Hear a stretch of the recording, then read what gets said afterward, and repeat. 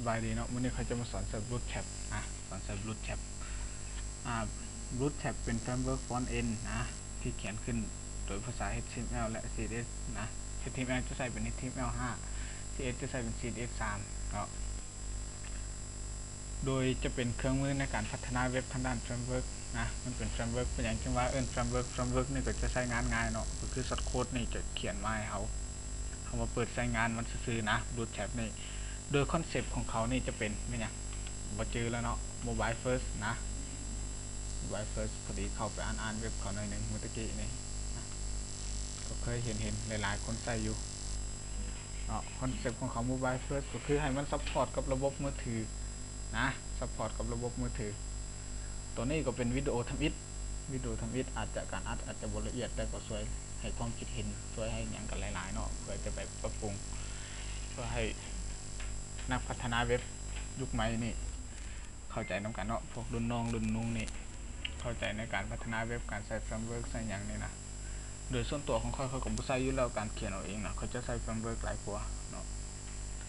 มันนั่งกลุ่มเขียน HTML เพื่อจะเลือกฟัง HTML กับ CSS นี่โอ้หลายมือหลายยามเติบเนาะเพราะฉะนั้นนี่แนะนำการใช้เฟรมเวิร์กนี่แหละดีโดยผู้มีประสบการณ์เป็นอย่างก็ลองคอมเมนต์อยู่ที่ลุงคลิปนี้ก็ได้เนาะหลังจากเห็นคลิปนี้แล้วเพราะว่าจะไปปรับปรุงนะการว่ากันว่าอธิบายอาจจะละเอียดปานใด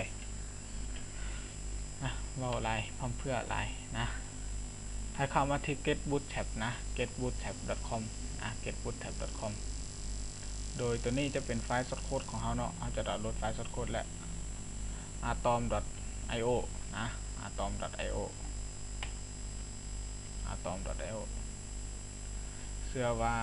หลายๆคนนี่เวลาเรียนสาขาคอมพิวเตอร์ไอทีนี่เนาะหรือว่าสาขาที่เกี่ยวข้องนี่นะอาจจะเคยใส่เว็บไซต์อย่างนี้นะใส่อินเทอร์เน็ตอาจจะมีอยากมีเว็บไซต์เป็นของตัวเองอยากมีอย่างบ่เพราะว่าค่อยก็ไม่ได้มีเว็บไซต์เป็นของตัวเองดอกว่าเอาจะหน่อยจะมีคนว่าเอาสอนแต่คนอื่นแล้วเว็บไซต์ของตัวเองตัวเองล่ะมีบ่นะค่อยเคยสร้างบล็อกเกอร์ไว้เนาะเพราะว่าการสร้างเว็บไซต์นี่มันต้องเซาโฮสต์เซาโดเมนหรืออาจจะฟรีตัวฟรีก็เคยสร้างอยู่แต่เขาลึกก็จะค่อนข้างใช้ไปอยู่ประมาณ 2-3 เดือนเขาลึกนะ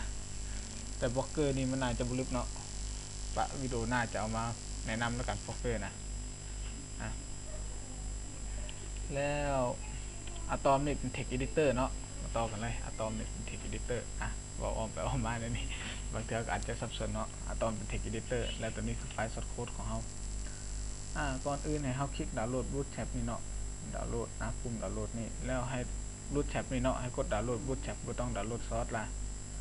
ดาวน์โหลด bootstrap ปุ๊บคลิกดาวน์โหลดโอเคแล้วกด start เนาะกด start ดาวน์โหลดจะค่อย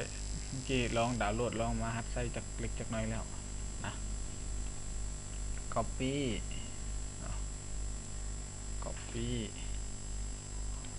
หลังจากดาวน์โหลดแล้วเนาะลืมไปหลังจากดาวน์โหลดแล้วให้แตกไฟล์มันได้เนาะ extract ไฟล์นี่ก็ได้ copy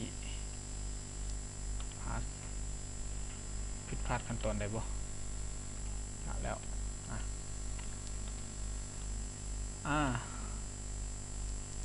โดยทำ it เนาะ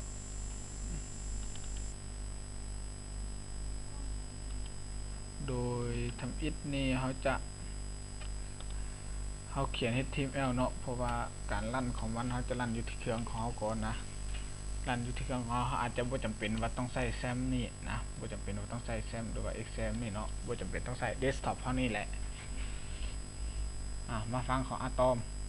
ก็คลิกดาวน์โหลด Windows Installer นี่แต่ของใครติดตั้งแล้วเนาะลองไปเบิ่งที่จริงวิดีโอนี่เนาะต่างประเทศเขาก็เฮ็ดแล้วแต่อยากลองเฮ็ดเบิ่งนะอยากลองเฮ็ดเบิ่ง Atom พิมพ์ผิด Atom เขาจะใส่ text editor ตัวนี้ตัวนี้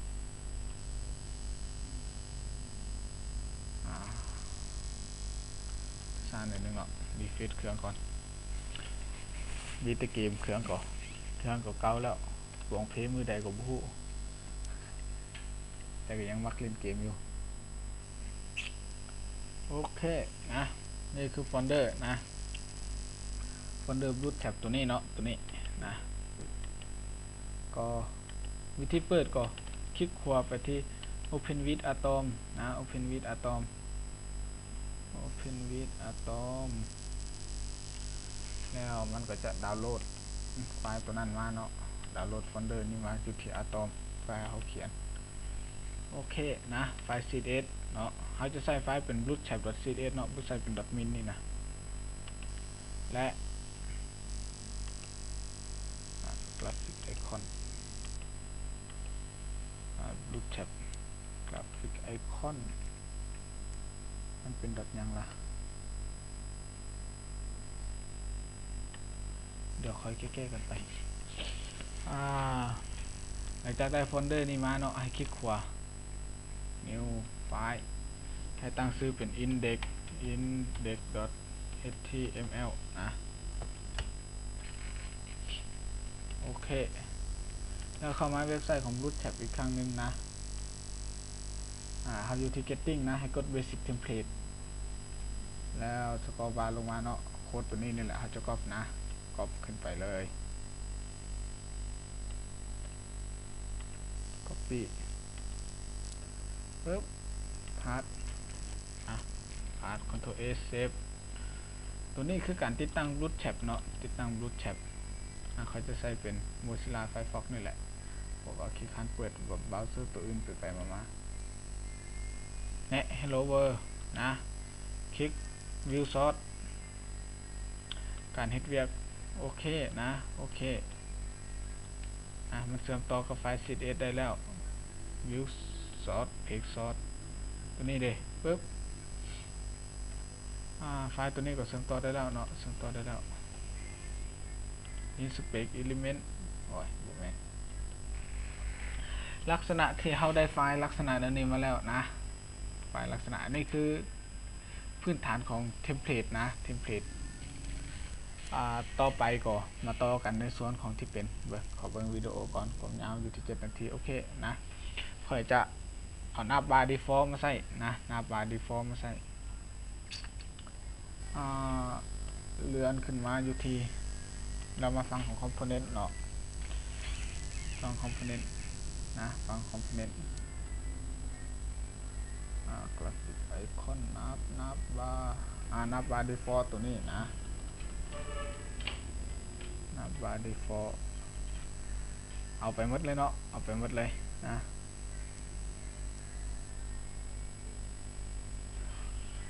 ว่าลายเนาะว่าลายเดี๋ยวก่อนว่าลายก็บ่เข้าใจขั้นคือว่าลายก็บ่เข้าใจ